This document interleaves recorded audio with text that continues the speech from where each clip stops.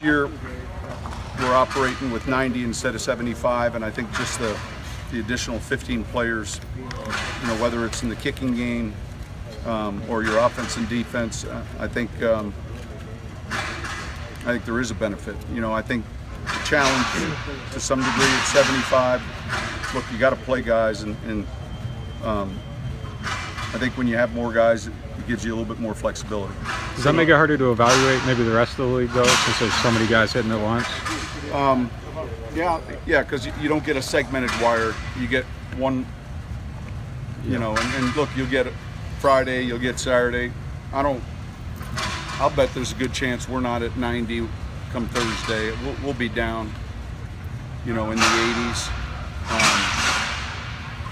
But it is different with regards to, prior you had that week to look at the first 15 players released from each team. That won't happen this year. It'll be a little different. Sean, if you don't keep 3 quarterbacks in the active roster, would you definitely want one on the practice squad? Do you think I think we've always had that. If we haven't had 3, I think we've had 2 and 1. I think most teams, if you went around, in fact we did this, the equation of 3 versus 2, and then I think almost every team last year had 3 in the building. Now it's just a question of whether their third one was on the roster.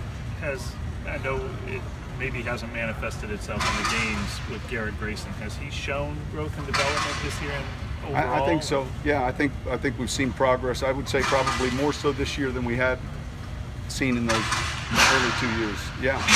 So keep working with him. I'm sure he'll get to play, a bunch Thursday.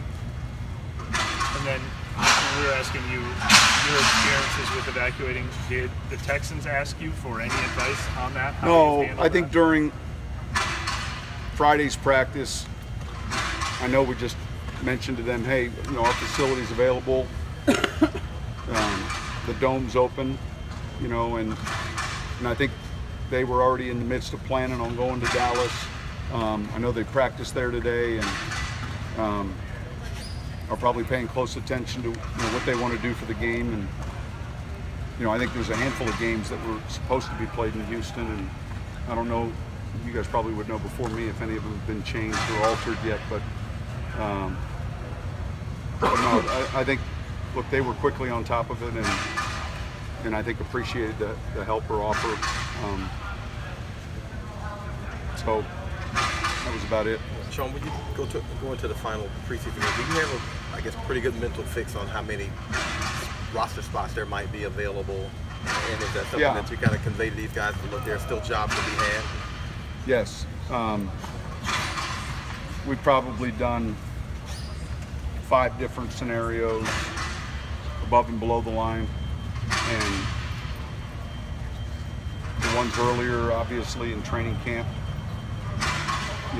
we're a little bit more looking forward, and that's why we're playing these games and practicing. We're getting a chance to look at I'll bet there's 8 or 9 bubble players, guys that we're discussing a lot on, and you could pencil, like most teams would be able to now, a certain number, and then still look this week in this game to make your final decisions. And then look, we talk about it all the time.